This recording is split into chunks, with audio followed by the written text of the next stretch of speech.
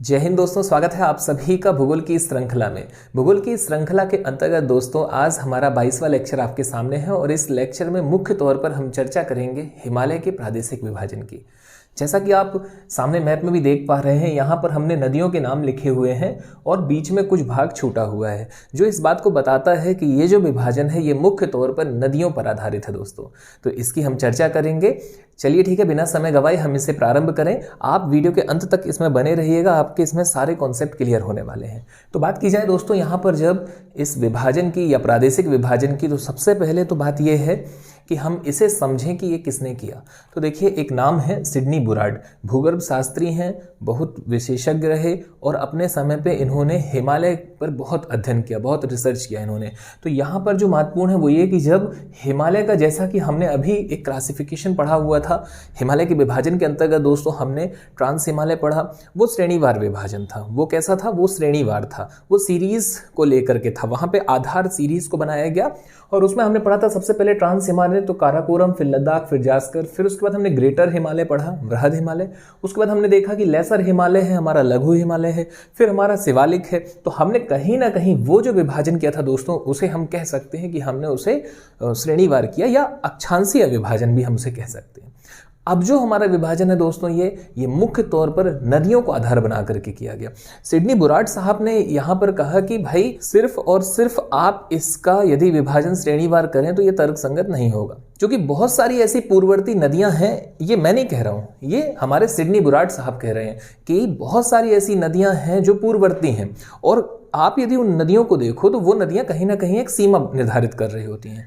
उदाहरण के लिए सिडनी बुराड साहब ने यहाँ पर कहा कि भाई यदि हम इसमें मुख्य तौर पर देखें तो हमें एक नदी नजर आती है पश्चिम की ओर में, सिंधु नदी, और पूर्व की ओर में जब हम जाते हैं तो हमें नदी नजर आती है ब्रह्मपुत्र। तो उन्होंने कहा कि पूर्व और पश्चिम में हिमालय की एक सीमा निर्धारित कर रही हैं ये दो प्रमुख नदियां, क्रमशः पूर्व की ओर ब्रह्मपुत्र और पश्चिम की ओर में सिंधु नदी। तो सिडनी बुराड साहब कहते हैं कि भाई अगर इन दोनों नदियों के मध्य में हम देखें तो मध्य में भी बहुत सारी ऐसी नदियां हैं जो इस संपूर्ण हिमालय को, जो कि श्रेणीवार आपको भी दिख रहा है, काराकोरम, लद्दाख, जास्कर, ग्रेटर हिमालय, लेसर हिमालय और उसके बाद शिवालिक, बोले ये भी क्लासिफाइड होते नजर आते हैं इन रिवर्स के द्वारा, इन नदियों के द्वारा, इन नदियों की घाटियों के द्वारा। तो आज हम वही देखने जा रहे हैं दोस्तों। आपको यहाँ पर बता दें सबसे पहले कि ये जो regional division of the Himalaya हमने लिखा हुआ है, ये मुख्य तौर पर इसलिए लिखा हुआ है कि आप इसकी एक हेडिंग बना पाए। आप इसकी हेडिंग क्या बनाएंगे? आप इसकी हेडिंग बनाएंगे हिमालय का प्रादेशिक विभाजन या regional division of the Himalaya. या इसके अलावा दोस्तों आप एक और हेडिंग इसकी रख सकते हैं और वो है longitudinal division of the Himalaya, यानी कि हिमालय का अनुदैर्ध्य विभाजन, या इसके अलावा हम इसे क्या कह सकते हैं तो देशांतरीय विभाजन हिमालय का। देखिए प्रश्न है भाई, है ना, एग्जामिनर आपसे किसी भी स्तर पर प्रश्न को पूछ सकता है। अब वो उसके हाथ में है, वो कैसे भी प्रश्न आपके सामने ला सकता है दोस्तों। तो उसमें एक क्वेश्चन ये भी हो सकता है कि हिमालय का अनुदैर्ध्य विभाजन कीजिए। अगर आपको समझ नहीं होगी, या देशांतरीय आधार पर यदि हम हिमालय का वर्गीकरण करें तो हिमालय को कितने भागों में बांटा गया है। या मान लीजिए एक बिल्कुल सामान्य सा प्रश्न आपसे पूछा जाता है कि लॉन्गिट्यूडनल डिवीजन ऑफ हिमालय निम्नलिखित में से किसने किया। तो भाई जब तक हम समझ नहीं रखेंगे अपने टॉपिक की, तब तक हमारा कैसे इसमें सही आंसर हो पाएगा। तो आप इसमें पहले तो टॉपिक का नाम लिखिए बढ़िया से, regional division of the Himalaya या longitudinal division of the Himalaya, या इसके अलावा हिमालय का अनुदैर्ध्य विभाजन या हिमालय का प्रादेशिक विभाजन या हिमालय का नदियों या घाटियों के आधार पर वर्गीकरण। तो ये 4-5 तरीके से आपसे क्वेश्चन बन सकते हैं। इस टॉपिक का नाम आप लिख सकते हैं। इसके बाद तो किया किसने दोस्तों? तो सबसे पहले ऐसी जो समझ थी वो किसके दिमाग में आई या ये किसके दिमाग की उपज है? तो ये सिडनी बुराड साहब की। तो आप ये नाम नोट कर सकते हैं कि सिडनी बुराड, जो कि एक भूगर्भ शास्त्री थे, एक विशेषज्ञ थे, उन्होंने सबसे पहले हिमालय के इस नदियों के आधार पर वर्गीकरण का विचार प्रस्तुत किया। आगे चल करके दोस्तों यदि बात करें सिडनी बुराड से रिलेटेड और क्या महत्वपूर्ण हो सकता है, तो आपको बता दें सिडनी बुराड मुख्य तौर पर ब्रिटिश आर्मी ऑफिसर थे और सर्वेयर जनरल ऑफ इंडिया थे 1911 से लेकर के 1919 तक, यानी कि 1911 से 1919 तक वो भारत में सर्वेयर जनरल थे। और इसी पद पे रहते हुए उन्होंने हिमालय के प्रादेशिक विभाजन पर गहन अध्ययन किया और बाद में उन्होंने अपने जो भी सर्वे थे वो सामने लाए और बाकी इतिहास आपके सामने है। बहरहाल हम आगे बढ़ें तो आपको बता दें कि इन्होंने पश्चिमी सीमा निर्धारित करी सिंधु नदी को और पूर्वी सीमा निर्धारित करी ब्रह्मपुत्र नदी को। जैसा कि हम अभी तक पढ़ते हुए चले आ रहे थे कि भाई हिमालय जो है ये सिंधु नदी के पास में एक गॉर्ज बनाता है, सिंधु गॉर्ज, और यहां से पश्चिम की ओर मुड़ जाता है। पूर्व की ओर की हम बात करें तो ब्रह्मपुत्र नदी जहां पर है वहां पर एक गॉर्ज बनता है और वहीं से हिमालय दक्षिण की ओर मुड़ जाता है, यानी कि पूर्व में भी दक्षिणवर्ती हो जाता है और पश्चिम में भी हिमालय कैसा हो जाता है दोस्तों, तो ये दक्षिणवर्ती हो जाता है। तो हमने पाया कि भाई इन्होंने जो निर्धारित की सीमाएं वो पश्चिमी और पूर्वी किस आधार पर करी, नदियों के आधार पर की। इसके बाद आगे यदि हम बात करें तो अब और क्या इंपॉर्टेंट होने जा रहा है दोस्तों, तो देखिए आप इसे दो प्रकार से नोट कर सकते हैं। पहले तो आप एक छोटी सी टेबल बना सकते हैं और वो टेबल कुछ इस हिसाब से होगी कि भाई इन्होंने जो वर्गीकरण किया है आप उसका नाम लिख सकते हैं कि मतलब जो पहला खंड होगा वो क्या होगा, हिमालय का नाम। सेकंड पे क्या होगा, उसका विस्तार कहां से लेके कहां तक है, विस्तार किस नदी से लेके किस नदी तक का। और थर्ड होगा कि उस विस्तार की दूरी यानी कि कुल लंबाई उस हिमालय की पर्टिकुलर उस प्लेस की कि जो कि विस्तृत है दो नदियों के मध्य का। तो आप ऐसे एक टेबल बना सकते हैं और उसमें आप लिखेंगे सबसे पहले नंबर 1 इन्होंने जो वर्गीकरण किया सिडनी बुराट साहब ने, इनके आधार पर दोस्तों कितने इन्होंने डिवीजन किए, 4 डिवीजन। ठीक है, अब ये 4 डिवीजन में आप देखेंगे जो पहला है वो है पंजाब हिमालय, दूसरा है कुमायूं हिमालय, तीसरा है नेपाल हिमालय और चौथा है असम हिमालय। तो अब बात ये आती है कि पंजाब हिमालय इन्होंने कहां से लेके कहां तक का निर्धारित किया। तो आपको बता दें कि ये आपका जो एरिया है तिब्बत वाला, जो चाइना का आप पाएंगे, ये जो जोन है, ये जो एरिया है, यहाँ पर है दोस्तों मानसरोवर झील। हमने ये मानसरोवर झील माना कि ये मानसरोवर झील है और इसी मानसरोवर झील के निकट राकसताल झील है और वहीं के आसपास दोस्तों एक चेमा युंगटुंग ग्लेशियर भी है। उस चेमा युंगटुंग ग्लेशियर के निकट से उद्गमित होती है सिंधु नदी और वहां से भारत में ये प्रवेश करती है दोस्तों लद्दाख केंद्र शासित प्रदेश में और लेह के किनारे से होते हुए ये काराकोरम और लद्दाख वाली जो सीरीज दोस्तों वहां से प्रवाहित होते हुए ये आगे बढ़ती है और जा करके कहां चली जाती है, तो पाकिस्तान में चली जाती है। ये जो पीओके वाला एरिया यहां पे बुंजी के निकट से ये अपना गॉर्ज बनाते हुए पाकिस्तान में चली जाती है। तो अब आपने पाया कि भाई एक नदी तो हो गई कौन सी, सिंधु। दूसरी दोस्तों इसी एरिया से उद्गमित होती है सतलज, जो हिमाचल प्रदेश से भारत में प्रवेश करती है। इसके अलावा हम बात करें दोस्तों तो अब यहीं से एक और नदी उद्गमित हो रही है, वो है ब्रह्मपुत्र, और ये पश्चिम से पूर्व की ओर प्रवाहित होते हुए और आगे जाकर के अरुणाचल प्रदेश से भारत में प्रवेश करती है। तो अब आप पा रहे हैं कि आखिर नदियों ने यहाँ पे एक सीमा निर्धारित करनी स्टार्ट कर दी। तो अब जब आप देखेंगे तो पंजाब हिमालय कहां पर है दोस्तों, तो पंजाब हिमालय है इस सिंधु और सतलज के बीच में, यानी कि आप लिख सकते हैं बगल में क्या विस्तार कहां से लेकर कहां तक है, वो जो आप टेबल बना रहे हैं। तो पंजाब हिमालय का विस्तार है सिंधु से लेकर सतलज तक का। दूसरा दोस्तों आपको बता दें कि जो सतलज नदी है ये आगे जाकर के अपना जल सिंधु में ही गिराती है, यानी कि सतलज सहायक नदी है किसकी, सिंधु नदी की। सतलज सहायक है सिंधु की। तो बीच का जो एरिया आपका देखने मिल रहा है दोस्तों, ये जो एरिया आपको देखने मिल रहा है ये कौन सा हिमालय है, इसे इन्होंने कहा पंजाब हिमालय। किसने कहा, सिडनी बुराट साहब ने कहा। सेकंड दोस्तों सतलज से जैसे ही आप आगे की ओर बढ़ेंगे इस ओर में यानी कि पूर्व की ओर में, तो आप पाएंगे कि अब मुख्य तौर पे यूके वाला एरिया मिला आपको। मतलब यहां पे क्या था, यहां पे देखिए लद्दाख मिल गया, लद्दाख के अलावा जेएनके मिल गया, जेएनके के अलावा पंजाब मिल गया और पंजाब के अलावा दोस्तों एचपी का भी कई भाग यहां पर है, हिमाचल प्रदेश। हम कह सकते हैं कि पंजाब हिमालय का जो विस्तार है, हालांकि अभी हम इसे विस्तार पूर्वक पढ़ेंगे, हम सभी चीजों का अध्ययन करेंगे, पर अभी आपको बता दें एक समझ विकसित करने के लिए कि भाई यहाँ पे 2 केंद्र शासित प्रदेश और 2 भारतीय राज्य आपको देखने मिल रहे हैं। कौन कौन से, लद्दाख, जेएनके, इसके अलावा यदि हम बात करें तो हिमाचल प्रदेश, इसके अलावा पंजाब। तो ये आपके 4 यहाँ पे क्लियर होते हैं। इसके बाद हम बात करते हैं दोस्तों कुमायूं हिमालय आपका देखने मिलता है। देखिए कुमायूं गढ़वाल जो क्षेत्र है वो मुख्य तौर पर कहाँ है, वो है यूके वाला जोन यानी कि उत्तराखंड। तो ये जो आपका जोन है ये कुछ एचपी यानी हिमाचल प्रदेश और यूके वाले ब्लॉक में है। अब देखिए यहां पे क्या होता है कि उत्तराखंड और नेपाल की बॉर्डर पे आप एटलस में भी देख सकते हैं, आप एटलस ओपन कर लीजिए, उसमें आप देखेंगे उत्तराखंड और नेपाल की सीमा पर आपको एक नदी दिखाई दे रही है दोस्तों, काली नदी। ठीक है, इस नदी का नाम है काली नदी। ये काली नदी जो है ये आगे जा करके घाघरा में अपना जल गिराती है, यानी कि ये सहायक नदी है किसकी, घाघरा नदी की। और घाघरा नदी आगे जा करके दोस्तों गंगा नदी में अपना जल गिराती है। मतलब कहीं ना कहीं ये सब सहायक हैं एक दूसरे की। और फिर इसके बाद जो है इसी के बीच में इन्होंने आधार बना करके इनका और क्लासिफिकेशन कर दिया हिमालय का। नेक्स्ट, तो ये जो ब्लॉक है आपका यानी कि सतलज से काली के बीच का, ये क्या कहलाएगा दोस्तों? कुमायूं हिमालय। आगे हम बढ़ते हैं तो अब आपका पूरा नेपाल ले लेंगे आप, और नेपाल और सिक्किम, अभी आपने देखा नेपाल और उत्तराखंड की बॉर्डर पे क्या था? काली।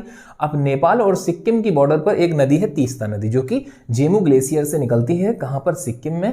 और इसका वहां से उद्गमित होने के बाद ये भी दक्षिण की ओर जाती है और आगे चल के दक्षिण पूर्व की ओर प्रवाहित होती है, तथा पूर्व से बहकर आने वाली ब्रह्मपुत्र नदी में अपना जल गिराती है। तो अब आप पाएंगे कि काली और तीस्ता के बीच में भी आपको एक जोन नजर आ गया, और ये जो जोन है ये कहलाया नेपाल हिमालय। इसके बाद तीस्ता और ब्रह्मपुत्र के बीच में भी आपको एक क्षेत्र नजर आया, और वो कहला जाएगा आपका दोस्तों असम हिमालय, या पूर्वी हिमालय भी उसे कहा जाता है। तो इस प्रकार से आपने 4 इसका क्लासिफिकेशन देखा, जैसा कि सिडनी बुराट साहब ने किया हुआ। हालांकि आपको बता दें, आधुनिक विद्वान जो हैं वो इसका एक और क्लासिफिकेशन बताते हैं, वो 5वां है। उसे वो लेते हैं कि भाई ब्रह्मपुत्र से लेकर के बंगाल की खाड़ी तक का, चूंकि देखिए हिमालय दक्षिणवर्ती मोड़ लेता है, हम सभी जानते हैं दोस्तों कि यहां ऊपर की ओर में क्या है? यहां पर है पामीर की गांठ, ठीक है। इस पामीर की गांठ को यदि हम देखें इस जोन से, तो भाई यहां पे एक सीरीज ऐसे गई है, और वो सीरीज कौन सी हो गई? अफगानिस्तान में हिंदू कुश एक सीरीज दोस्तों यहां पर आपको देखने मिली, पाकिस्तान में सुलेमान, इसके बाद किरथर देखने मिलती है, और इस ओर हम बात करें तो आपको कुनलुन देखने मिल जाती है। फिर यहाँ पे आपका कौन मिला दोस्तों? काराकोरम मिला, फिर लद्दाख मिला, जास्कर मिला। अब ये वृहत हिमालय जो है दोस्तों, ये आगे जाकर के दक्षिणवर्ती मोड़ ले रहा है, और यहाँ पे वो अराकान योमा के नाम से जाना जाएगा, कहाँ पर? म्यांमार में, है ना। तो ये सब चीजें हमने पढ़ रखी हैं, हमने पहले से इसका अध्ययन किया हुआ। तो भाई हम ये पाते हैं कि हिमालय का विस्तार तो है ना आखिर कहीं ना कहीं पूर्व की ओर में, तो वो पूर्वी पहाड़ियों के रूप में है, जिसे हम पूर्वोत्तर हिल्स, पूर्वोत्तर की जो पहाड़ियां हैं उनके नाम से हम उसका अध्ययन करते हैं। अभी हम आगे उसका अध्ययन करने जा रहे हैं, जैसा कि हमने देखा डीएम, एएम मिला, डपला मिली, अबोर मिसमी मिली, और इत्यादि वहां की नागा पहाड़ी, पटकोई भूम पहाड़ियां, मिजो पहाड़ियां, उन सब का हम अध्ययन करेंगे। तो देखिए उसको भी आधुनिक समय में विद्वानों ने एक अलग विभाजन करके रख दिया। मतलब उनका कहना यह है कि भाई सिडनी बुराट साहब के हिसाब से 4 पर एक और 5वां हम पढ़ सकते हैं अध्ययन के दृष्टिकोण से। पर जब कभी एग्जामिनर आपसे पूछे दोस्तों, तो देखिए अब उसने ये थोड़े ना कहा है कि कितने प्रकार का वर्गीकरण, उसने तो ये कहा है पर्टिकुलर नाम लेकर के, क्या कि सिडनी बुराट साहब के अनुसार, या नदियों के अनुसार, या हिमालय का प्रादेशिक विभाजन कितने प्रकार से किया गया? तो दोस्तों 4 प्रकार से किया गया। उसमें आप 5वां इनपुट मत रखिए, है ना। आपका आंसर 4। हालांकि अब तक इसे 4 लिया गया है, पर अगर आगे चल करके मान लीजिए 5वां लिया जाता है तो फिर हम 5 पढ़ेंगे भाई उस हिसाब से। तो अभी फिलहाल तो आयोग ने इसे 4 ही सही किया, तो इसका 4 ही है। पर हम अपने अध्ययन के लिए एक 5वां रख सकते हैं। कौन सा हिमालय? तो भाई ब्रह्मपुत्र से लेकर के बंगाल की खाड़ी के मध्य तक। बहरहाल हम अपने टॉपिक पर लौट करके आते हैं। तो ये आपने अभी तक जो देखा, ये आपका एक समझ विकसित करने के लिए था कि सिडनी बुराट साहब के अनुसार कैसा क्या इसका क्लासिफिकेशन है। तो हमने अब तक जो पाया दोस्तों, उसमें हमने ये पाया कि भाई नदियां हैं। सबसे पहले बात की जाए पंजाब की, तो कहां से लेके कहां तक है? एस से लेके एस तक, यानी कि सिंधु से लेके सतलज तक। कुमायूं की मैं बात करूं दोस्तों तो एस से लेकर के तक, यानी कि सतलज से लेकर के काली के मध्य का। नेपाल की हम बात करें तो के से लेकर के टी तक का, यानी कि काली से तीस्ता। और असम की बात करें तो टी से लेके बी तक का, यानी कि तीस्ता से लेकर के ब्रह्मपुत्र तक का आपका इसका विस्तार आपको देखने मिलता है। इसके बाद यदि हम बात करें और क्या, तो इनकी लंबाई से प्रश्न बनते हैं कि पंजाब हिमालय की लंबाई कितनी है। तो पंजाब हिमालय की लंबाई आपको देखने मिल रही 560। कुमायूं की बात करें दोस्तों तो 320, नेपाल की बात करें तो 800, और असम की बात करें तो 720। अब देखिए थोड़ा सा हम इसमें और चर्चा कर लेते हैं और विस्तार पूर्वक, बाद में हम फैक्चुअल डाटा कवर करेंगे। देखिए फैक्ट तो हम कवर करेंगे ही करेंगे, और यही कारण, देखिए फैक्ट आपको मिल जाए, यही कारण है कि हम यहाँ पर पहले से इसे नोट करके रखते हैं। देखिए क्या होता है, आप कितने भी अच्छे तरीके से अपने पास फैक्टों को रख लें, है ना, जब आप सामने ला रहे होते हैं किसी के, तो कई दफ़ा कुछ फैक्ट मिस हो जाते हैं, तो कुछ छूट ना जाए, इसलिए हमने पहले ही इसका यहाँ पर नोट डाउन करके इसको रखा हुआ कि भाई कोई भी एक फैक्ट आपके पास में छूटे ना, है ना। इसके बाद भी दोस्तों देखिए सब कुछ ला पाना तो संभव नहीं होता है, कुछ ना कुछ मिस हो जाता है, पर हाँ परीक्षा के लिहाज से जो महत्वपूर्ण है वो सारी चीज़ें आपकी यहाँ पर है। तो फैक्ट की चर्चा तो हम करेंगे ही करेंगे, उसके पहले थोड़ा सा आप कॉन्सेप्ट को भी समझिए। देखिए अब हम बात करते हैं कि इसका आपको विस्तार तो देखने मिल गया कि 560, 320। अच्छा सबसे पहले तो हम इसे ही याद रख लेते हैं भाई कि याद कैसे रखें। देखिए सबसे जो ऊंचे ऊंचे पर्वत हैं, जो शिखर हैं, यानी कि विश्व का सबसे ऊंचा शिखर दोस्तों माउंट एवरेस्ट। अब माउंट एवरेस्ट की यदि हम बात करते हैं, सबसे ऊंचा 8848 8848 8850, यानी हम कह सकते हैं लगभग 9 किलोमीटर। 8848 से 8850 मीटर का मतलब ही है कि लगभग 9 किलोमीटर की ऊंचाई तक का जो आपका एक शिखर है, ये पर्वत शिखर जो कि माउंट एवरेस्ट है, वो है कहाँ पर? वो हिमालय में, वृहत हिमालय के अंतर्गत आपने पाया कि नेपाल में है। तो इसका जो सबसे ऊंचा भाग आप देखेंगे सबसे ज्यादा, या आप आंसर लगाएंगे कुछ, तो वो हो जाएगा नेपाल वाला आपका, ठीक है। मतलब सबसे ऊंचा भी यही है, इसके अलावा हम बात करें सबसे ज्यादा लंबा भी यही है, नेपाल। और देखिए याद रखना कितना आसान है, यहां पर माउंट एवरेस्ट है जिसके आंकड़े की शुरुआत होती है 8 से, 8848 या 8850। तो आप यहां पर पाएंगे कि नेपाल वाले का आंसर भी आपका 8 से ही शुरू हो रहा है, नेपाल वाले का भी 8 से। तो आपने लगा दिया इसका आंसर 800, ये हो गया आपका यहां पर एक क्लियर। नेक्स्ट हम बात करें दोस्तों, अब अगला क्या है हमारा, तो हम याद रखते हैं पंजाब को। पंजाब है क्या दोस्तों, 5 नदियों की भूमि। पंजाब का एक उपनाम है 5 नदियों की भूमि। ये जब आप पंजाब बोलते हैं तो आपको पंजा नजर आता है, पंजा। तो देखिए 5, सबसे पहले इसके आंसर में क्या मिलेगा, पंजा से 5 मिल गया आपको, ठीक है। फिर इसके बाद हम बात करते हैं दोस्तों कुमायूं की। कुमायूं देखेंगे आप 3 शब्दों से मिलकर बना है, 1, 2 और 3। तो इसके शुरुआत में आपको 3 देखने मिला और सबसे छोटा भी है। और आप देखेंगे उस एरिया में यूके वाले ब्लॉक में उत्तराखंड भी एक छोटा सा ऐसे रखा हुआ यहाँ पे नजर आता है, क्योंकि नीचे से तो यूपी लग जाता है दक्षिण में। तो ये आपका सबसे छोटा, ये 3 से स्टार्ट हो जाएगा। और असम की बात करें दोस्तों, तो असम भी बहुत ऊंचा है, क्योंकि पूर्व के एरिया जो है वो दरअसल में क्या हुए हैं, हमने देखा था कि भाई यहाँ पे क्या था, काराकोरम, लद्दाख, जास्कर, है ना। फिर इसके बाद हमने देखा वृहत हिमालय, फिर हमने देखा लघु हिमालय, फिर हमने देखा शिवालिक। लेकिन हम पाते हैं कि शिवालिक का तो स्वतंत्र अस्तित्व काली नदी तक ही है, इसके बाद तो वो मर्ज हो गया है। यदि हम बात करते हैं लघु हिमालय की, तो ये भी दोस्तों आगे चल करके मर्ज हो जाता है या टुकड़ों में देखने मिलता है। वृहत हिमालय हमें आगे देखने मिलता है। तो कुल मिलाकर के ये है कि हमने देखा था कि ये जो 2500 किलोमीटर में विस्तृत है, 2400 से 2500 किलोमीटर में पूर्व से पश्चिम की ओर की ये हिमालयी श्रृंखला, ये कहीं ना कहीं पश्चिम में ज्यादा चौड़ी है और पूर्व में बहुत कम चौड़ी है, यानी सक्रिय है। तो आप देखेंगे कि भाई चौड़ाई यदि कम होती चली जाएगी तो वो होगा क्या, वो धीरे धीरे धीरे लंबाई बढ़ेगी। चौड़ाई किसी की कम करेंगे तो ऊंचाई बढ़ेगी। मान लीजिए कोई एक ढेर है कहीं पर, मान लीजिए कोई कचरा फैला हुआ है, अगर आप उसके, या मान लीजिए मिट्टी कहीं फैली हुई है, आप उसको ऐसे समेटेंगे, रेत फैली हुई है, आप उसको समेटेंगे, उसकी चौड़ाई कम करेंगे तो ऑब्वियस सी बात है उसका ढेर ऊंचा होते चला जाएगा। तो ऐसे ही तो है, ये मलबा ही तो है, ये ढेर ही तो है, ये चौड़ा है, इसको इन्होंने समेटा जैसे ही, मतलब कुल मिलाकर के हमने नहीं समेटा है, प्राकृतिक जो इसमें क्रियाएं हुई हैं उसके थ्रू, तो ये क्या हुआ, संकीर्ण होते चला जाएगा, नैरो होते चला जाएगा। तो आप पाएंगे कि आपका जो प्रश्न है आप उसको समझिए। तो सारे कॉन्सेप्ट थे, क्वेश्चन क्या है, यही 4 ऑप्शन है और आपसे पूछा जा रहा है कि निम्नलिखित में से कौन सा हिमालय सर्वाधिक चौड़ा है, सर्वाधिक। तो वो आपका कौन सा हो जाएगा दोस्तों, पंजाब हिमालय। पूछा जाएगा सबसे ज्यादा ऊंचा कौन है, नेपाल हिमालय। सबसे ज्यादा लंबाई किसकी है, नेपाल हिमालय। दूसरे नंबर पर, तो पहला नंबर हो गया आपका नेपाल हिमालय का, दूसरा नंबर हो गया किसका दोस्तों, असम हिमालय का, तीसरे नंबर पर पंजाब और चौथे नंबर पर कुमायूं। तो आपके प्रश्न देखिए किसी भी स्तर पर बन सकते हैं, सही मिलान करने को दे सकता है और लंबाई के क्रम में बोल सकता है कि सबसे कम से सबसे ज्यादा में लिखिए, सबसे ज्यादा से सबसे कम में लिखिए, पूर्व से पश्चिम, पश्चिम से पूर्व का क्रम दे सकता है। मान लीजिए पूर्व से पश्चिम देता है तो पूर्व में कौन आ जाएगा, असम, इसके बाद कौन सा होगा हमारा नेपाल, इसके बाद कुमायूं और इसके बाद में पंजाब हिमालय। तो देखिए प्रश्न पूछने की कोई सीमा नहीं है, आपके कॉन्सेप्ट को क्लियर करने की एक सीमा है। कॉन्सेप्ट एक लिमिट तक ही आपका हो सकता है, भाई एक कॉन्सेप्ट है इसमें कि जितनी भी चीजें हमने उसको कवर कर ली, पर फैक्ट लाने की जो बात है दोस्तों, वो अनगिनत फैक्ट यहां पर आ सकते हैं। तो चलिए ठीक है, हम इसी क्रम में अब आगे चर्चा करते हैं बारी बारी से इन हिमालयों को उठा करके। सबसे पहले यदि हम बात करें तो हमें देखने मिलेगा पंजाब या कश्मीर हिमालय। तो यहां पर जो आप देख रहे हैं दोस्तों कश्मीर हिमालय, इसका कारण क्या है, क्योंकि इसका एक नाम और मिलता है हमें जो कि कश्मीर हिमालय के नाम से है। आप इसे नोट कर लीजिएगा, क्योंकि ये कश्मीर वाले एरिया को कवर करता है, इसका विस्तार कश्मीर में भी है, यही कारण है कि इसे पंजाब या कश्मीर हिमालय भी कहा जा रहा है। तो आपका एक फैक्ट तो यहां पर क्लियर होता है कि भाई इसका एक और अन्य नाम है जो कि कश्मीर हिमालय है। दूसरा, इसका विस्तार दोस्तों हमने अब भी देखा, इसका विस्तार एस से लेके एस तक, यानी कि सिंधु से लेके सतलज तक है।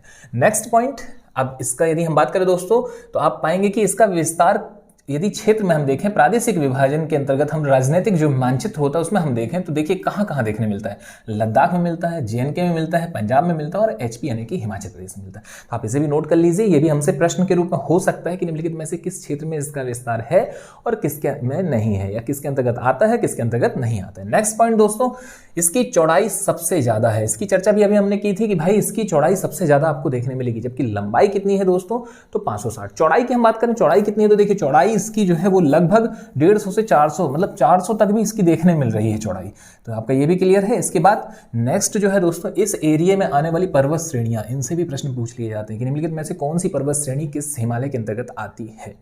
और फिर उससे जुड़े हुए अनेकों फैक्ट, यानी कि जितना जो कुछ आपने उस पर्वत श्रेणी में पढ़ा हुआ है वो सब कुछ उस पर्टिकुलर हिमालयी जोन के अंतर्गत आ जाएगा। उम्मीद आप समझ पा रहे होंगे, नहीं समझ में आ रहा तो अभी देख लीजिए। पर्वत श्रेणी की यदि हम बात करते हैं तो देखिए काराकोरम है, लद्दाख है, जास्कर है, पीर पंजाल है, धौलाधर है, ये सब आ जाएगा। देखिए हम इसे मैप में भी देख लेते हैं। सबसे पहले तो यदि हम बात करें, मान लीजिए तो अब आपका ये यहाँ से काराकोरम रेंज है, ठीक है, ये यहाँ से है, मतलब इससे कनेक्टेड है काराकोरम रेंज कहीं ना कहीं, इस तरीके से है काराकोरम, ये आपको देखने मिल गया। फिर इसके बाद हम बात करें दोस्तों तो ये लद्दाख देखने मिल गया, फिर इसके बाद ये जास्कर देखने मिल गया। तो देखिए तीनों हो गई। फिर इसके बाद हम बात करें तो यहाँ से आपका स्टार्ट होता है ये वृहत हिमालय, और ये वृहत हिमालय चलते हुए चला जाता है दोस्तों और आगे तक जाता है, और ये चला गया यहाँ। फिर इसके बाद हमने देखा लघु हिमालय, ये भी 3 श्रेणी में था। इस ओर में आपको देखने मिलेगा पीर पंजाल, इसको हम दूसरे कलर से यहाँ पे बता देते हैं वरना ज़्यादा यहाँ पे मिसमैच ना हो जाए चीज़ें, है ना। तो ये आपका हो गया पीर पंजाल। पीर पंजाल के बाद आप देखेंगे यहाँ पे हो गया धौलाधर, धौलाधर के बाद मसूरी, मसूरी के बाद ये नागटिबा, और नागटिबा के बाद में यहाँ पे देखने मिल गया दोस्तों महाभारत। इसके बाद शिवालिक की हमने बात करी तो देखिए शिवालिक ऐसे जाकर के ये संकीर्ण हो जाएगा यहाँ पर, है ना, फिर इसका अस्तित्व आपका स्वतंत्र नहीं रह जाएगा। तो अब आप क्या पा रहे हैं इसमें, भाई इधर पे चौड़ापन ज़्यादा है, इधर पे सक्रिय होते चले जा रहे हैं, सर्वाधिक चौड़ाई इसी की हो गई। नेक्स्ट पर्वत श्रेणियां में हमने देखा काराकोरम, लद्दाख, जास्कर, पीर पंजाल, धौलाधर। काराकोरम भी यहां पर है, इसके अलावा आप देखेंगे लद्दाख भी है, जास्कर भी है, वृहत हिमालय का भी अंश है, और इसके बाद सबसे इंपॉर्टेंट पीर पंजाल और धौलाधर आपको यहाँ पर देखने मिल रहे हैं। तो मतलब कि इसके अंतर्गत आती हैं ये 5 पर्वत श्रेणियां। नेक्स्ट पॉइंट दोस्तों, यहाँ पर देखिए हिमनद की बात की जा रही है। हिमनद कौन कौन से हैं, देखिए आप एटलस ओपन करो, आप अपने कॉन्सेप्ट एटलस से बनाओ, एटलस आपके साथ में रहेगा, बहुत बेटर रहेगा दोस्तों। आप देखिए काराकोरम वाले एरिया में आप देखेंगे आपको बहुत सारे यहाँ पर ग्लेशियर मिल रहे हैं। मुख्य तौर पर अब हम बात करते हैं, ठीक है, तो आपका यहाँ पर देखने मिल जाएगा आपको बालतोरो और सियाचिन। बालतोरो और सियाचिन को ही इसमें क्यों रखा गया है, बाकी को क्यों नहीं रखा गया। देखिए बाकी जो है ना वो आपका इसके ऊपर है, यानी कि सिंधु नदी के ऊपर है, हालांकि ये भी ऊपर ही है, उत्तर में ही है, पर हाँ इस जोन के अंतर्गत रख दिया जाता है क्योंकि मोटे तौर पर वो ये लेकर के चलते हैं कि जितना एरिया इस लद्दाख वाले जोन में है वो यहाँ पर आ रहा है। तो मतलब आपके कौन कौन से हिमनद होगा यहाँ पे, तो सियाचिन आपको देखने मिला, बालतोरो देखने मिला, हालांकि इसके बाद भी जो अन्य हिमनद है वो भी इसी के अंतर्गत आ जाते हैं जो छुटपुट है यहाँ पर। नेक्स्ट दर्रों की हम बात करें दोस्तों, देखिए दर्रे हम जो है पासेस जो है हम इनको बनाएंगे, अलग से वीडियो लेकर के आ रहे हैं, जस्ट इसके बाद की ही वीडियोस हैं, 1-2 वीडियो में आपके दर्रे अलग से मिल जाएंगे, उस पर भी हम इसका जिक्र कर लेंगे। पर आप यहाँ पर भी इसे नोट कर लीजिए, यहाँ पर मुख्य तौर पर जोजिला, बनिहाल और खारदुंगला दर्रा है। यहाँ पे 3 दर्रे ये जो हैं इनका आप नाम लिख लीजिए, नोट कर लीजिए दर्रे क्या होते हैं, कौन कौन सा दर्रा कहाँ पर है। इसके लिए हम एक नेक्स्ट पार्ट ला ही रहे हैं, इसका एक सेपरेट पार्ट होगा जो दर्रों पर होगा, और उसमें हम ना केवल हिमालय बल्कि पूरे भारत के ही दर्रे कवर कर लेंगे। नेक्स्ट है दोस्तों यहाँ पर झील की हम बात करें, देखिए मीठे पानी की सबसे बड़ी झील तो हमें पता ही है भारत की कौन सी है दोस्तों, तो वो वूलर झील हो गई आपकी। तो वूलर और डल दोनों ये कैसी हैं, आप ब्रैकेट में लिख लीजिएगा, मीठे पानी की झील है, और ये यहीं पर पाई जा रही हैं। नेक्स्ट इसके बाद पांगोंग तशो और तसो मुरारी भी पाई जा रही हैं जो कि खारे पानी की झील है, और ये भी किस हिमालय के अंतर्गत आ रही हैं, तो ये आपके कश्मीर या पंजाब हिमालय के अंतर्गत आ रही है। इसे पश्चिमी हिमालय भी कहा जाता है, पश्चिमी हिमालय, कश्मीर हिमालय, पंजाब हिमालय या सिंधु से सतलज के मध्य का हिमालय। नेक्स्ट की हम बात करें दोस्तों, आपका यहाँ ये जो फेमस है यहाँ पे ये है करेवा, बहुत ज्यादा विख्यात है दोस्तों करेवा। करेवा के विषय में आपको हमने पहले ही बताया हो कि करेवा क्या है। करेवा वास्तव में दोस्तों देखिए ये जो यहाँ पे घाटी, इसे भी आप लिख सकते हैं, एक घाटी भी आप लिख सकते हैं, यहाँ पे कश्मीर घाटी आ जाएगी, है ना। इसी के अंतर्गत पूछा जा सकता है कि कश्मीर घाटी या कुल्लू घाटी ये कहाँ पर है, तो ये सब इसी के अंतर्गत आ जाएंगे दोस्तों। आप एटलस में भी देख सकते हैं, देखिए एटलस में कैसे आप बनाइएगा, इसका जो एक कॉन्सेप्ट है वो आप शिमला पकड़िएगा, ठीक है। शिमला के आप उत्तर में देखेंगे, देखिए सतलज नदी प्रवाहित होते हुए आपको दिख रही है, शिमला के उत्तर वाले एरिया में सतलज है, और सतलज के ऊपर से लेके जितना जो कुछ आपको यहाँ पे देखने मिल रहा है दोस्तों, चाहे इस प्राकृतिक में हो चाहे इस राजनीतिक में हो, हर एक पॉइंट आपका कहां पर आ जाएगा, तो वो आपका कश्मीर हिमालय के अंतर्गत आ जाएगा। फॉर एग्जांपल के मैंने आपसे कहा कि धर्मशाला कहाँ है, भाई कश्मीर हिमालय में। कांगड़ा कहाँ है, कश्मीर हिमालय में। इसके बाद मैंने कहा कुल्लू कहाँ पर है, कश्मीर हिमालय में। मंडी कहाँ है, कश्मीर हिमालय में। गोविंद सागर जो झील है, जलप्रपात, ये सब कहाँ है, सब कश्मीर हिमालय में आ जाएंगे। तो देखिए हर एक चीज़ मैं यहाँ पे लिख दूँ ये तो संभव नहीं है, इसमें देखिए मनाली वगैरह भी वहीं पर है ना। तो आपको क्या काम करना है, आपको अपने बस कॉन्सेप्ट अच्छे रखने हैं भाई, तो और आपकी सारी चीज़ देखिए वूलर झील भी मिल रही है आपको, डल भी मिल रही है, और बाकी झीलें भी आपको यहाँ पर मिल रही है। तो ये सभी जो एरिया जितना जो कुछ मैंने आपको बताया ये सब कहाँ पर है, ये सब कश्मीर हिमालय के अंतर्गत आता है। नेक्स्ट पॉइंट, तो करेवा क्या है, तो करेवा दोस्तों यहाँ पर जो घाटियां हैं, जो कुल्लू घाटी है, कांगड़ा घाटी, कश्मीर घाटी है, ये घाटी क्या होती है हमने पहले पढ़ा हुआ है भाई। अगर आपका कॉन्सेप्ट उस पर क्लियर नहीं है तो आप पुराने लेक्चर जरूर देखें, और मैं बार बार इसीलिए जोर डालता हूँ कि पिछली वीडियो से ही आगे आप बढ़ो। अरे जब तक हमारे कॉन्सेप्ट ही क्लियर नहीं होंगे, हम एक सीक्वेंस में पढ़ ही नहीं रहे हैं, तो ऐसी पढ़ाई हमारे किस काम की, ये तो फिर धोखा दे रहे हैं हम। देखिए पढ़ना है तो अच्छे से पढ़ो भाई, नहीं पढ़ना तो छोड़ दो।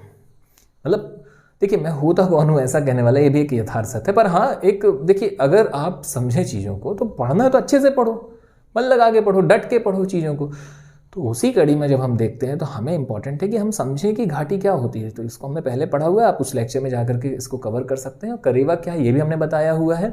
बहरहाल यहाँ एक बार इसका जिक्र कर देते हैं। तो कश्मीर घाटी जो थी वास्तव में वो दोस्तों एक झील थी पहले, और उसी झील में करेवा पाए जाते हैं। करेवा क्या है? करेवा जलीय निक्षेपण है। यहाँ पे जो मिट्टी पाई जाती है वो थोड़ी सी सकते हैं रेतीली, चट्टानी या हल्की सी वैसी टाइप की पाई जाती है, जिसमें मुख्य तौर पर दोस्तों जो आपको केसर मिलता है, जाफरान की खेती होती है यहाँ पे, यानी कि केसर की प्राप्ति हो जाती है। इसके अलावा दोस्तों बादाम भी मिल जाता है, सेब भी मिल जाता है इसी जगह में, और इसके लिए बहुत फेमस है। तो पूछा जा सकता है कि करेवा कहाँ पर मिलता है आपको, है ना, या जाफरान की खेती या किस चीज़ के लिए फेमस है ये? तो ये फेमस है आपका कश्मीर हिमालय, ठीक है, इस सभी चीज़ों के लिए। इसके बाद बात की जाए दोस्तों और क्या इंपॉर्टेंट है, ढाल यहाँ पे देखिए इंपॉर्टेंट रहेगा। ढाल इसका जो है दक्षिणी ढाल और उत्तरी ढाल, प्रश्न पूछा गया है कि वन सबसे ज़्यादा कहाँ पर आपको देखने मिलेंगे। तो दक्षिणी ढाल में दोस्तों वनों की प्रचुरता है, जबकि उत्तरी ढाल कैसा है? निर्जन है, ऊबड़ खाबड़ है, शुष्क है। देखिए निर्जन है का मतलब वहाँ पर लोगों की कमी है उत्तरी ढाल में, और दक्षिणी ढाल में जो है मुख्य तौर पर लोग हैं। देखिए दक्षिणी ढाल में क्या है कंडीशन, अब आपका जो यहाँ पे ना थोड़ी सी जलवायु भी काम करेगी। अरे जो रहवास है वो कहाँ पर होगा? वो वहाँ होगा जहाँ पे आपकी जलवायु भी तो वातानुकूलित हो। जैसे जैसे आप उत्तर की ओर जाओगे क्या है भाई, शीत बढ़ते चला जा रहा है, कहाँ वहाँ रह पाएंगे? चारों तरफ बर्फ ही बर्फ है। वहाँ तो हमारे आर्मी के जवान कैसे कैसे रहते हैं वो वही जानते हैं, देश की सेवा के लिए जो वहाँ पर हैं। आपको विश्वास नहीं होगा ये जान करके कि मतलब माइनस में टेम्परेचर है, माइनस में। हमारे यहाँ तो थोड़ा सा शीत पड़ने लगा, थोड़ी सी ठंड पड़ने लगी तो हमें रज़ाई चाहिए और पूरे ठंड के कपड़े चाहिए। आप उनका सोचिए। अब आप कहेंगे नहीं सर उनके पास वो व्यवस्थाएं रहती हैं। बेटा कितनी भी व्यवस्थाएं हो, जब आप काल के गाल में हो ना तो फिर वहाँ तो दिक्कत होती है। अब भाई चाहे ज़्यादा अति किसी भी चीज़ की दिक्कत देती है, अति सर्वत्र वर्जित, चाहे आग हो, चाहे शीत हो, चाहे गर्मी ज़्यादा पड़े, चाहे बारिश ज़्यादा हो, अति दिक्कत देती है। तो वो एरिया ऐसा कि रहवास तो है ही नहीं। तो उत्तरी एरिया में निर्जन है, ऊबड़ खाबड़ है, शुष्क है। अब ऊबड़ खाबड़ है तो कोई काम का ही नहीं हमारे, शुष्क है दोस्तों ये एरिया। नेक्स्ट इसके बाद हम बात करें, यहाँ पे तीर्थ स्थल भी हैं कुछ, जिसमें वैष्णो देवी है, अमरनाथ गुफा है, चरार शरीफ है। देखिए वैष्णो देवी, अमरनाथ गुफा, चरार शरीफ, ये सब आप देखेंगे जम्मू जो है, जम्मू के पास में एटलस में आप देख सकते हैं दोस्तों, आपको जम्मू मिलेगा। जम्मू के पास में कटरा है, कटरा के उत्तर में आप देखेंगे तो यहाँ से लगभग 20-22 किलोमीटर की दूरी पर वैष्णो देवी मिल रहा है। तो ये वैष्णो देवी हो गया। और इसके अलावा आपको बता दें अमरनाथ गुफा, ये सब हिंदुओं के तीर्थ स्थल हैं। इसके अलावा चरार शरीफ दोस्तों यहाँ पर ये मुस्लिम संप्रदाय से संबंधित यहाँ पर जो है ये तीर्थ स्थल है। तो इनसे भी प्रश्न बनते हैं, इसे भी आप नोट कर लीजिए। यहाँ पर दोस्तों आपका मोटे तौर पर इससे बनने वाले सभी प्रकार के प्रश्न कंप्लीट होते हैं।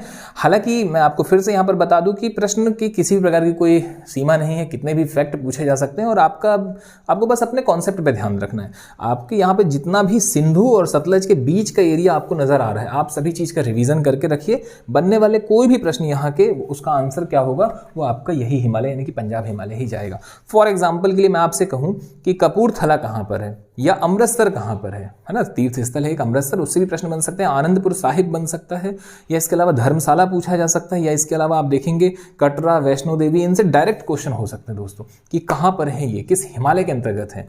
उम्मीद है आप फैक्टों को कवर करना समझ पा रहे होंगे।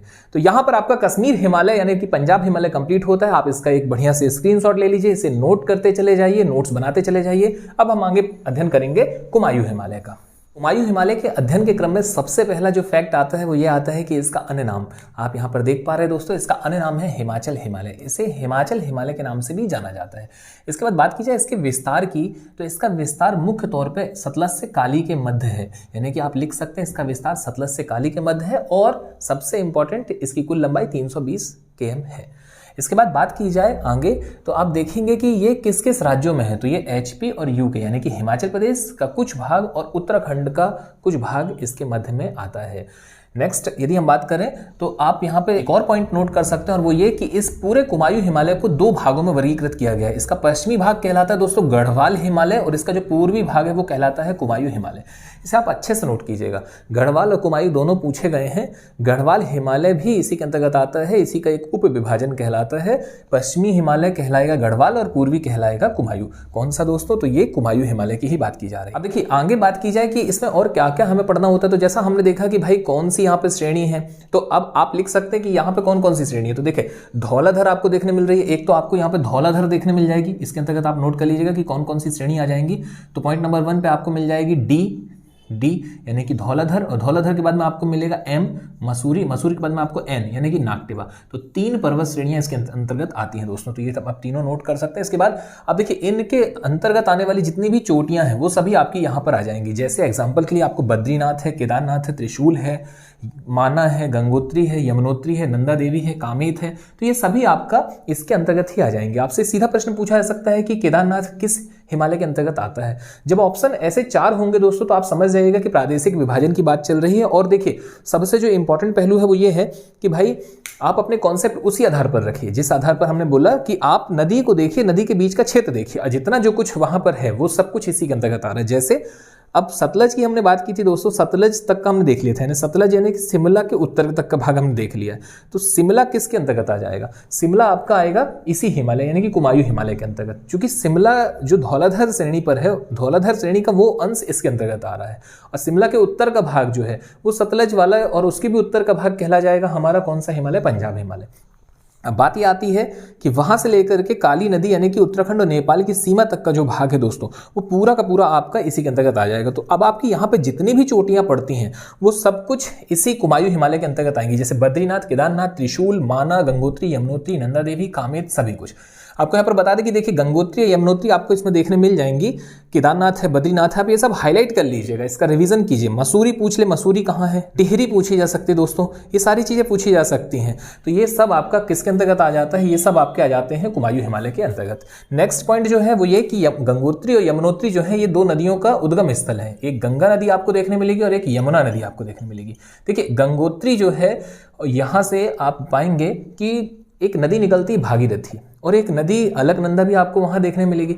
अब आप देखेंगे भागीरथी और अलकनंदा के मिलने से ही तो गंगा बनती है। हालांकि इसकी जो चर्चा है वो यहाँ पे ज्यादा प्रासंगिक नहीं है, इसकी चर्चा हम करेंगे नदियों के अध्याय में और उसको हम विधिवत तौर पे समझेंगे। पर हम इतना जानते हैं कि जब ये नदियां मिलती हैं दोस्तों तो उसको हम कहते हैं संगम, और यहाँ पे बहुत सारे संगम स्थल हैं जैसे कर्णप्रयाग, देवप्रयाग, रुद्रप्रयाग, नंदप्रयाग। तो ये सभी प्रकार के जो प्रयाग हैं ये कहाँ आ जाते हैं दोस्तों? तो ये सब आपके आ जाएंगे इसी हिमालय के अंतर्गत। तो जब कभी ऐसे प्रश्न बन जाए कि फला प्रयाग कहां पर है तो आंसर इसका जाएगा दोस्तों यही आपका कुमायूं हिमालय। देखिए कुमायूं हिमालय के विषय में आप एक और तथ्य अतिरिक्त तौर पर इसमें जोड़ सकते हैं, अपने दिमाग में रख सकते हैं इसको कि भाई जितने भी भारत के पवित्र तीर्थ स्थल हैं ज्यादातर उत्तर के एरिया के वो सभी इसी हिमालय के अंतर्गत आते हैं। किसके? कुमायूं हिमालय या हिमाचल हिमालय के अंतर्गत। नेक्स्ट पॉइंट दोस्तों यहाँ पर नंदा देवी जो है वो सर्वोच्च शिखर है, इसे भी आप नोट कर लीजिएगा। इस हिमालय का सर्वोच्च शिखर अगर प्रश्न बने तो नंदा देवी आ जाएगा। जबकि यदि हम बात करते हैं पंजाब हिमालय का सर्वोच्च शिखर तो दोस्तों पंजाब हिमालय का सर्वोच्च शिखर होता नंगा पर्वत। नंगा पर्वत सर्वोच्च, क्योंकि देखिए K2 तो बहुत ऊपर चला जाएगा। तो हालांकि अगर ऑप्शन पे नहीं है K2 है तो फिर आप उसे भी इस पे रख सकते हैं, पर हाँ वो बहुत ऊपर चला जाएगा। तो यहाँ आपका नंगा पर्वत हो जाएगा, यहाँ पे नंदा देवी इसका सर्वोच्च शिखर आप लिख सकते हैं नंदा देवी। नेक्स्ट है दर्रों की हम बात करें, माना, नीति, लिपुलेख यहाँ पे दर्रे हैं। झीलों की हम बात करें दोस्तों तो नैनीताल, भूमिताल, सात ताल, नौकुचिया ताल, ये सब यहीं पर है। घाटियों की हम बात करें तो हम पहले पढ़ चुके हैं कि दून और द्वार घाटियां हैं जो कि इसी एरिया में है। मध्य हिमालय या लघु हिमालय और शिवालिक के मध्य वाला जो जोन है वहां पर दून पाए जाते हैं, द्वार पाए जाते हैं। ये शीतोष्ण घास मैदान भी हैं, साथ में घाटियां भी हैं। इन्हीं के नाम पर क्षेत्र का नाम भी है जैसे देहरादून, हरिद्वार, ऐसे। इसके बाद हम आगे बात करते हैं, ये विख्यात है फूलों की घाटी के लिए। प्रश्न पूछा जा सकता है फूलों की घाटी कहां पर है, तो फूलों की घाटी दोस्तों इसी जोन के अंतर्गत आती है, यानी इसी हिमालय के अंतर्गत आती है। तो आप ये सभी प्रकार के कॉन्सेप्ट अपने बनाते हुए आगे बढ़िए, सभी प्रकार के फैक्टों को नोट करते चले जाइए। आप देखिए लिखना आपको है, आप चाहें तो जो भी यहां आ रहा है इसे आप लिख सकते हैं, नोट डाउन कर सकते हैं। आप हमारे टेलीग्राम चैनल के माध्यम से हमसे जुड़ सकते हैं, या आप पाएंगे कि आप अपनी अगर कॉपी जो आप नोट्स बना रहे हैं आप उसे भी एक क्रॉस चेक करवाना चाहते हैं तो हमारा जो टेलीग्राम चैनल है दोस्तों मिस्टर एकेडमी जबलपुर करके, उसमें जा करके आप हमसे संपर्क कर सकते हैं। आप अपनी कॉपी की PDF हमें दे सकते हैं और वो भी क्रॉस चेक कर ली जाएंगी कि कहाँ पर आपका क्या करेक्ट है क्या नहीं। इसके अलावा आप कमेंट करके भी पूछ सकते हैं कि सर फला चीज़ जो भी है, मान लीजिए अब यहाँ आपको देखने मिल रहा है मसूरी, कि सर मसूरी कहाँ पर आ जाएगा, या जो भी आपके दिमाग में क्वेश्चन ऐसे आते हैं दोस्तों वो, क्योंकि देखिए ये बहुत अच्छे तरीके से इसलिए इसको पढ़िए क्योंकि ये सभी प्रकार के फैक्ट किसी न किसी एग्जाम में हमें देखने मिल सकते हैं। तो यहाँ पर आपका कुमायूं हिमालय कंप्लीट होता है, आप इसे नोट कर लीजिए। इसके बाद हम चर्चा करते हैं नेपाल हिमालय की। हिमालय के प्रादेशिक विभाजन के अंतर्गत दोस्तों जब हम नेपाल की अर्थात नेपाल हिमालय की चर्चा करते हैं तो हम पाएंगे यहाँ से जुड़े हुए जो तथ्य हैं वो हमें पहले से पता है, अर्थात दोस्तों हमें इनकी जानकारी पहले से है। देखिए आगे यदि हम यहाँ पर बात करें नेपाल हिमालय में, तो सबसे पहले तो देखिए विस्तार से जुड़े हुए प्रश्न होते हैं। तो विस्तार इसका कहाँ से लेकर कहाँ तक है दोस्तों, तो काली नदी से लेकर के आप पाएंगे कि तीस्ता नदी तक में इसका विस्तार है। Point number 1। पॉइंट नंबर 2, सबसे ज्यादा विस्तार किसका है, इसी का है। तो आप पाएंगे इसकी जो लंबाई है दोस्तों वो सबसे ज्यादा है। अच्छा, और कहां पर है ये, तो ये मुख्य तौर पर नेपाल में है। नेपाल के अलावा पाएंगे कि नेपाल प्लस सिक्किम प्लस आप पाएंगे थोड़ा सा एरिया इसको आपको मिल जाएगा पश्चिम बंगाल वाला, यानी कि WB वेस्ट बंगाल या PB, और प्लस में हल्का तो दोस्तों भूटान में भी है इसका, थोड़ा सा इसकी जो सीरीज है वो भूटान में भी है। तो इस तरीके से आप पाएंगे कि इन क्षेत्रों में इसका विस्तार देखने मिलता है। मुख्य तौर पर इसका सर्वाधिक विस्तार नेपाल में है, इसके बाद सिक्किम और वेस्ट बंगाल में। नेक्स्ट, इसकी चौड़ाई कम है दोस्तों और लंबाई इसकी सबसे ज्यादा है। ना केवल लंबाई बल्कि सबसे ज्यादा ऊंचा भी यहीं पर है। आप देखेंगे हमने प्रारंभ में ही इसकी चर्चा की थी कि आप जैसे जैसे पूर्व की ओर जाएंगे चौड़ाई कम होती जाएगी और लंबाई बढ़ती चली जाएगी। तो ये सारे फैक्ट आप नोट कर लीजिए। इसके बाद हिमालय की सभी ऊंची ऊंची चोटियां दोस्तों इसी के अंतर्गत आती हैं। अब इसकी चर्चा तो हमने पहले ही कर ली थी कि भाई इतना ज्यादा ऊंचा है, सबसे ज्यादा ऊंचे यहीं पर है, जैसे माउंट एवरेस्ट, कंचनजंगा, मकालू। अब बात की जाए दोस्तों कि इसे हम याद कैसे रखें, तो देखिए मैंने पहले ही कहा है कि अध्ययन हम पहले कर चुके हैं। अगर आप पिछले लेक्चर कंप्लीट कर चुके तो आपको हमने वहां पर विश्व की टॉप 10 जो सर्वोच्च चोटियां हैं उनके विषय में बताया था। तो अब आपका काम कुछ नहीं है, आप एटलस में देखिएगा कंचन, आप नेपाल ओपन कर लीजिए, नेपाल में आप देखें कंचनजंगा को देखें, और कंचनजंगा से लेकर के यहाँ नंदा देवी तक के दोस्तों जितने भी शिखर हैं ये सब इसी के अंतर्गत आ जाएंगे। मकालू हो, मसालू हो, आपके अन्नपूर्णा हो, सब इसी के अंतर्गत आ जाएंगे दोस्तों। आप इसे देख लीजिएगा तो यहाँ पर आपके सर्वोच्च चोटियां कंप्लीट होती है। इसके बाद बात की जाए घाटी की दोस्तों, घाटी कौन सी है, तो यहाँ पर काठमांडू घाटी, ये भी हमें क्लियर है।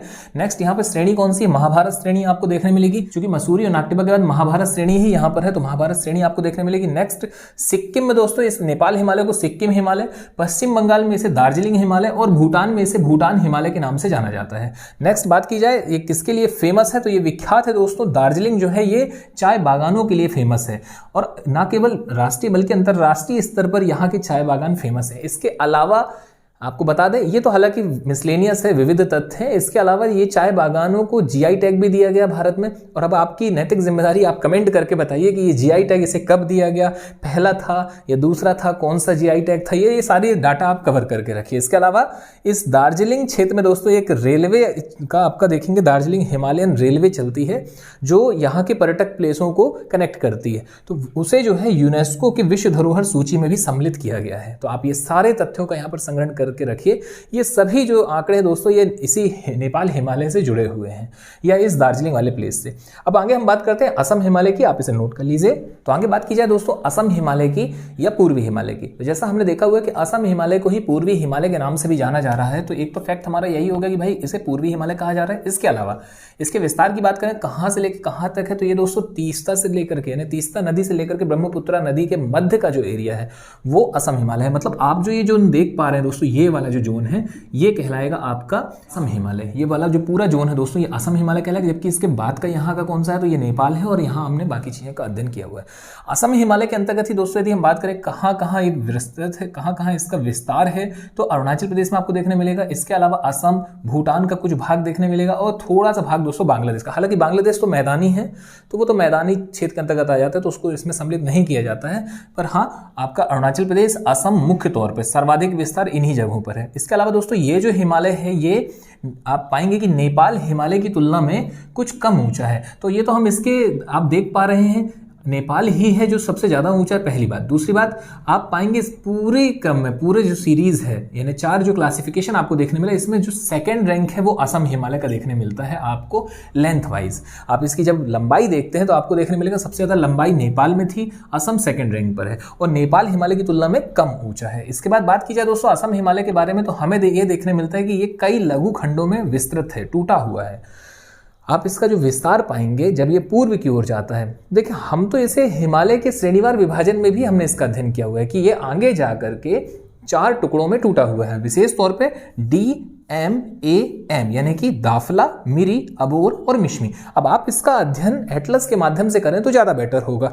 आप एटलस में नॉर्थ ईस्ट को ओपन करेंगे, नॉर्थ ईस्ट में आप पाएंगे कि आपको ब्रह्मपुत्रा नदी का, अच्छा ये ब्रह्मपुत्रा का एक जो वहाँ पे एक और नाम है देहांग और तीस्ता भी आपके ऑप्शन पे हो सकता है ब्रह्मपुत्र ना हो और देहांग और तीस्ता हो। तो आप पाएंगे देखिए ब्रह्मपुत्रा का ही नाम है, कई नाम है अलग अलग। तिब्बत में उसे सांगपो कहा जा रहा है, चीन वाले एरिया में। इसके अलावा अरुणाचल प्रदेश वाला एरिया जब वो अंदर प्रवेश करती है नदी तो वहाँ पे आप देहांग, देवांग ये सब पाते हैं। ये सब इनकी सहायक नदियाँ भी हैं छोटी छोटी। इसके अलावा तीस्ता भी इसकी सहायक नदी है। तो कुल मिलाकर के इसके बीच का जो जोन है, इसके बीच में आपको जितनी भी चीज़ें देखने मिल रही हैं ये सभी आपके इसी हिमालय के अंतर्गत आ जाएगा, यानी असम हिमालय के अंतर्गत आ जाएगा। उदाहरण के लिए दोस्तों आपसे पूछा जाए कि पासीघाट कहाँ पर है तो ये असम हिमालय के अंतर्गत है। एग्जाम्पल के लिए ईटानगर कहाँ है, असम हिमालय के अंतर्गत है। बोमेडीला पूछ लिया जाए, ये तवांग पूछ लिया जाए दोस्तों, ये सब असम हिमालय के अंतर्गत आ जाएगा। नेक्स्ट आप पाएंगे यहाँ पर बहुत सारे ऐसे चीज़ हैं जैसे जालदापारा हो गया, जलपाईगुड़ी हो गया, कलिम्पोंग हो गया, बोंगाई गांव हो गया। ये सभी मानस वन्य जीव अभ्यारण्य, ये सभी आपके इसी हिमालय के अंतर्गत आते हैं। तो आप इन्हें नोट भी कर सकते हैं या आप इन्हें एटलस के माध्यम से भी समझ करके अपनी समझ को डेवलप कर सकते हैं और इन सभी फैक्टों में सही आंसर आप चयनित कर सकते हैं। तो इसके अलावा दोस्तों अगर बात की जाए यहाँ से और दर्रे वगैरह की, तो देखें दर्रे हम पढ़ेंगे अभी, जब हम दर्रों का अध्ययन करेंगे तब आपका कवर हो जाएगा। जैसे यहाँ पर आपको देखने मिलेगा दोस्तों तुजू दर्रा हो गया या फिर नाथुला वगैरह हो गए, जलेपला वगैरह हो गए, ये सब आपको यहाँ पर मिल जाएंगे। इसके अलावा हम बात करें घाटियों की, तो घाटी में आप यहाँ पे असम घाटी पाएंगे या ब्रह्मपुत्रा घाटी पा सकते हैं, या कुल्लू कांगड़ा करके दोस्तों यहाँ पे एक घाटी भी है। आप याद रखिएगा कुल्लू मनाली अलग है, वो HP वाले ब्लॉक में है, और कुल्लू कांगड़ा करके एक शिखर है, घाटी है, वो सब यहाँ पर है। तो आप इसमें यदि बात करें शिखरों की दोस्तों तो आप पाएंगे देखिए नामचा बरवा इस साइड में है, तो नामचा बरवा भी यहाँ पे आपका रहेगा। इसके अलावा कुल्लू कांगड़ा हो गया, ये सभी यहाँ पर ऊंचे ऊंचे पर्वत शिखर हैं। तो कुल मिलाकर के जब सर्वोच्च शिखर की बात आएगी तो वो नामचा बरवा हो जाएगा। तो अब यदि हम बात करें दोस्तों तो हमने लगभग पूरा का पूरा आपका प्रादेशिक विभाजन यहाँ पर कंप्लीट करा दिया है। अब आपके यहाँ पर कर्तव्य होगा आप इसे नोट करके बारंबार रिवीजन कीजिए और ज़्यादा से ज़्यादा इसके ऑब्जेक्टिव पर जोर लगाइए। चलिए ठीक है दोस्तों, आज आपसे विदा लेते हैं, मुलाकात जल्द नेक्स्ट पार्ट में। धन्यवाद, जय हिंद, जय भारत।